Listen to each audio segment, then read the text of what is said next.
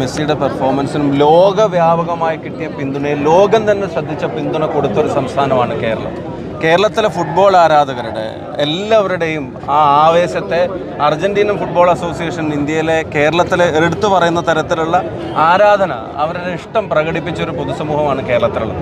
ആ പൊതുസമൂഹത്തിൻ്റെ മുമ്പിൽ മെസ്സിയെ കേരളത്തിൽ കൊണ്ടുവരാൻ ശ്രമിക്കുന്നതിനകത്തൊന്നും തെറ്റില്ല. പക്ഷേ അതിനകത്ത് ഇങ്ങനെ വ്യാജമായ അവകാശവാദങ്ങൾ ഉന്നയിച്ച് അതിൻ്റെ ഒരു ക്രെഡിറ്റ് എല്ലാത്തിൻ്റെയും പോലെ ഒരു ക്രെഡിറ്റ് അടിച്ചെടുക്കാനുള്ള ഒരു അവസരം മാത്രമായിട്ട് അതിനെ കണ്ട് ജനങ്ങളെ പറഞ്ഞ് പറ്റിച്ച് യഥാർത്ഥത്തിൽ ഇപ്പോഴത്തെ കുട്ടികളെയൊക്കെ ഭാഷയെ പറഞ്ഞാൽ തള്ളിമറിച്ച് ഉണ്ടാക്കിയ ഒരു അപകടമാണിത്.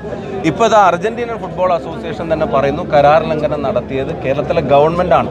ഇത് ഗുരുതരമായ വെളിപ്പെടുത്തലാണ്. ആളുകളുടെ ഒരു ഇഷ്ടത്തെ ദുരുപയോഗം ചെയ്യാൻ ശ്രമിച്ചതാണ്. അപ്പോൾ അതിന് വ്യക്തത വരുത്തേണ്ടത് സർക്കാരാണ്. അർജന്റീനൻ ഫുട്ബോൾ അസോസിയേഷൻ വ്യക്തമാക്കി, അവരുടെ മാർക്കറ്റിംഗ് ഹെഡ് വ്യക്തമാക്കിയ കാര്യത്തിൽ അവിടെ ആരോപിച്ചിട്ടുള്ള കാര്യങ്ങളെ സംബന്ധിച്ച് വ്യക്തത വരുത്തേണ്ടത് സർക്കാരാണ്. അങ്ങനെ കരാർ ലംഘനം സർക്കാരും അതുമായി ബന്ധപ്പെട്ട ഭാഗത്താണ് ഉണ്ടായതെങ്കിൽ പിന്നെ ഖജനാവിൽ നിന്ന് ഈ പണം ചെലവഴിക്കേണ്ടിയിരുന്നില്ല. ഖജനാവിന് ഒരു നഷ്ടവും ഇല്ല എന്ന് പറഞ്ഞാണ് തുടങ്ങിയതെങ്കിൽ ഇപ്പോൾ അതിൻ്റെ മുഴുവൻ കണക്കുകളും പുറത്തു വന്നു.